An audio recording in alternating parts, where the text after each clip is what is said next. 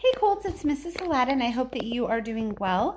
It is Wednesday night, and we're here to read a little bit more from The Secret Garden.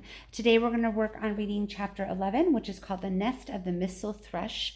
And in the last chapter was called Dickon, and in this chapter we met Dickon, who is Martha's brother. And he brought Mary some tools for gardening as well as seeds, and now they're going to go explore the secret garden together. So here we go. For 2 or 3 minutes he stood looking round him while Mary watched him, and then he began to walk around softly, even more lightly than Mary had walked the first time she found herself inside the four walls. His eyes seemed to be taking in everything, the gray trees with the gray creepers climbing over them and hanging from their branches, the tangle on the walls among the grass, the evergreen alcoves with the stone seats, and all the flower urns standing in them. "I never thought I'd see this place," he said at last in a whisper. "Do you know about it?" asked Mary. She had spoken aloud, and he made a sign to her. We must talk low," he said, "or someone will hear us and wonder what we do in here." "Oh, I forgot," said Mary, feeling frightened and putting her hand quickly against her mouth. "Did you know about the garden?" she asked again when she'd recovered herself. Dickon nodded. "Martha told me there was one no one ever went inside," he answered. "Us used to wonder what it was like." He stopped and looked around at the lovely gray tangle about him, and his round eyes looked queerly happy. "The nest'll be here come springtime," he said. "It'll be the safest nesting place in England. No one ever come near, and tangles of trees and roses to build in. No wonder all the birds in the moor don't build here." Mistress Mary put her hand on his arm again without knowing it. "Will there be roses?" she whispered. "Can you tell? I thought perhaps they were all dead." No, not them, not all of them," he answered. "Look here." He stepped over to the nearest tree, an old one with gray lichen all over its bark, upholding a curtain of tangled sprays and branches. He took a thick knife out of his pocket and opened one of its blades. "There's lots of dead wood ought to be cut off," he said, "and there's lots of old wood, but it made some new last year. This here's a new bit." He touched a shoot which looked brownish green instead of hard dark gray. Mary touched it herself in an eager, reverent way. "That one?" she said. "Is it quite alive? Quite?"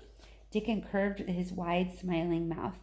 "It's as wick as you or me," he said, and Mary remembered that Martha had told her that wick meant alive or lively. "I'm glad it's wick," she cried out in a whisper. "I want them all to be wick. Let us go round the garden and count how many wick ones there are." She quite panted with eagerness, and Dickon was as eager as she was. They went from tree to tree and from bush to bush. Dickon carried his knife in his hand and showed her things which she thought wonderful. "They've run wild," he said, "but the strongest have fair thrived on it.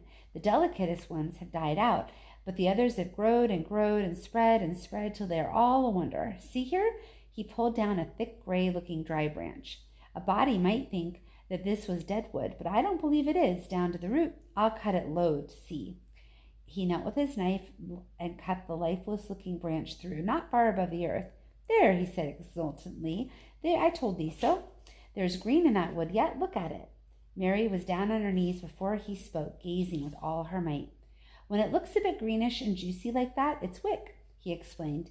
"When the inside is dry and breaks easy like this piece I've cut off, it's done for.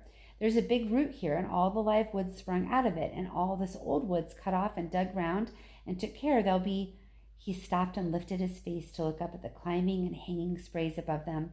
"There'll be fountains of roses here this summer." They went from bush to bush and tree to tree. He was very strong and clever with his knife, and knew how to unpromisingly bow or twig and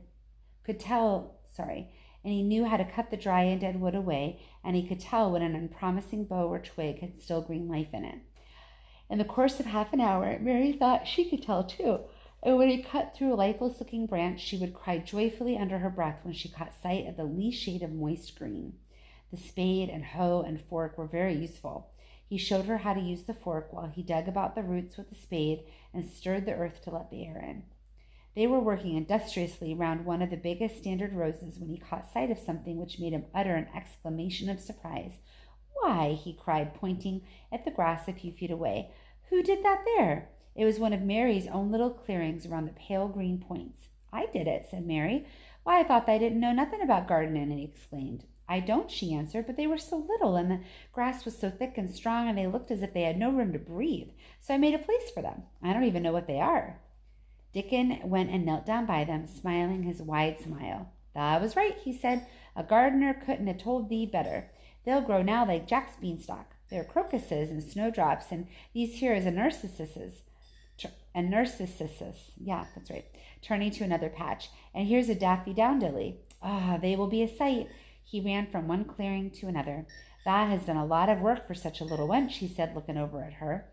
"I'm growing fatter," said Mary, "and I'm growing stronger. I used to always be tired. When I dig, I'm not tired at all. I like to smell the earth when it's turned up." "It's rare good for thee," he said, nodding his head wisely. "They're not as nice as the smell of good, clean earth, except the smell of fresh growing things and the rain after the rain falls on 'em. I get out on the moor many a day when it's raining, and I lie under a bush and listen to the soft swish of drops on the heather, and I just sniff and sniff. My nose and fair quivers like a rabbit's," mother says. "Don't you ever catch cold?" inquired Mary, gazing at him. She'd never seen such a funny boy or such a nice one. "Not me," he said, grinning. "I never catch cold since I was born. I wasn't brought up nesh enough. I've chased around the moor in all the weather, as same as the rabbits does. Mother says I've sniffed up too much fresh air for a 12-year-old to ever get a sniffin' with a cold.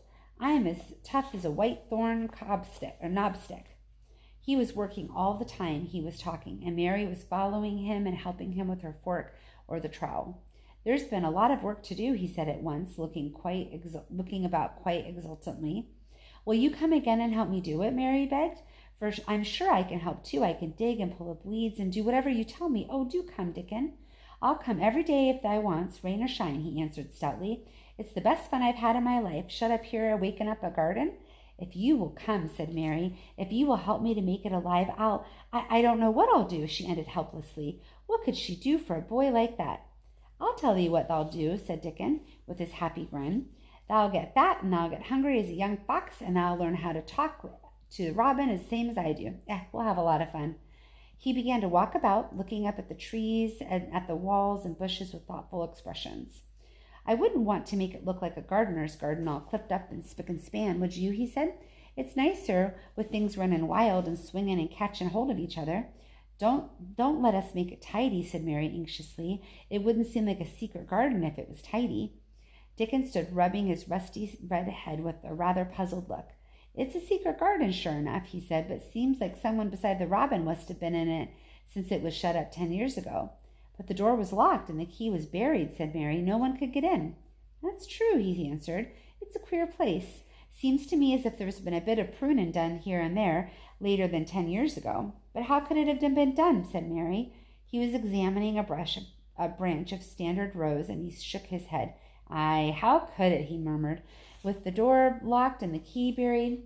Mistress Mary always felt however many years she lived, she should never forget that first morning when her garden began to grow. Of course, it did seem to begin to grow for her that morning. When Dickon began to clear places to plant seeds, she remembered what Basil had sung when he'd wanted to tease her. "Are there any flowers that look like bells?" she inquired. "Lilies of the valley does," he answered, digging away with the trowel. "And there's Canterbury bells and campanulas." "Let's plant some," said Mary. "There's lilies of the valley here already. I saw 'em. They'll have grown too close, and we'll have to separate 'em, but there's plenty.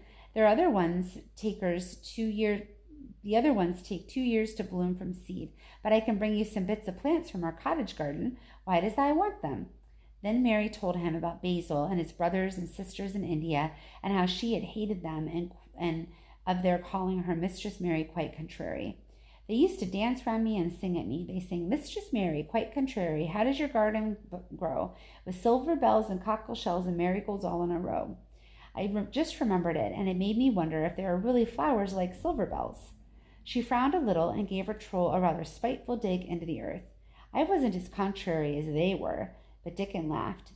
He said, and crumbled the rich black soil she saw and was sniffing up the scent of it. "There doesn't seem to be no need for one to be contrary when there's flowers and such, and like lots of friendly wild things running about, making homes for themselves or building nests and singing and whistling, does there?"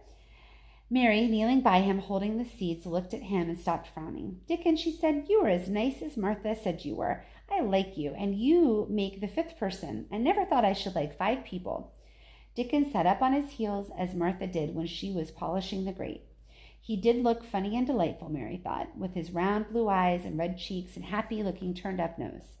Only 5 folks, as thou likes, he said. Who is the other 4? Your mother and Martha checked them off. Mary checked them off her fingers, and the little Robin and Ben Weatherstaff. Dickon laughed so that he was obliged to stifle the sound by putting his arm over his mouth.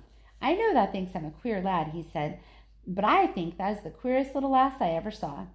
Then Mary did a strange thing. She leaned forward and asked him a question she'd never dreamed of asking anyone before. She tried to ask it in Yorkshire because that was his language, and in India a native was always pleased if you knew his speech. Dost thou like me? She said. He answered heartily. That I does. I like thee wonderful, and so does the robin, I do believe. That's 2 then, said Mary. That's 2 for me. And they began to work harder than ever and more joyfully. Mary was startled and sorry when she heard the big clock in the courtyard strike the hour of her midday dinner. I shall have to go, she said mournfully, and you will too, won't you? Dickon grinned. My dinner's easy to carry about with me, he said. Mother always lets me put a bit of something in my pocket. He picked up his coat from the grass and brought out a little lumpy bundle tied up in a quite clean, coarse blue and white handkerchief. It held 2 thick pieces of bread with a slice of something laid between them. It's oftenest not the bread, he said, but I've got a fine slice of fat bacon with it today. Mary thought it looked like a queer dinner, but he seemed to really enjoy it. Run and get thy victuals, he said. I'll be done with mine first. I'll come get some more work done before I start back home. He sat back down with his back against a tree. I'll call the robin up, he said, and give him the rind of the bacon to peck at. They like a bit of fat wonderful. Mary could scarcely bear to leave him. Suddenly it seemed as if he might be sort of a wood fairy that might have gone when she came into the garden again. He seemed too good to be true. She went slowly halfway to the door in the wall and then stopped and went back. Whatever happens, you never would tell, she said. His poppy-colored cheeks were distended with the first big bite of bread and bacon, but he managed to smile encouragingly. If thou was a missel thrush and showed me where thy nest was, does thou think I tell anyone? Not me, he said. Thou art as safe as a missel thrush. And she was quite sure she was. All right, missel thrush. I still don't know exactly what that is, but apparently if you find one, it's a good secret to keep. So there we go. All right, tomorrow we'll read the next chapter. It's chapter 12 called Might I Have a Bit of Earth. I hope you enjoyed, and I'll see you soon. Bye, Colts.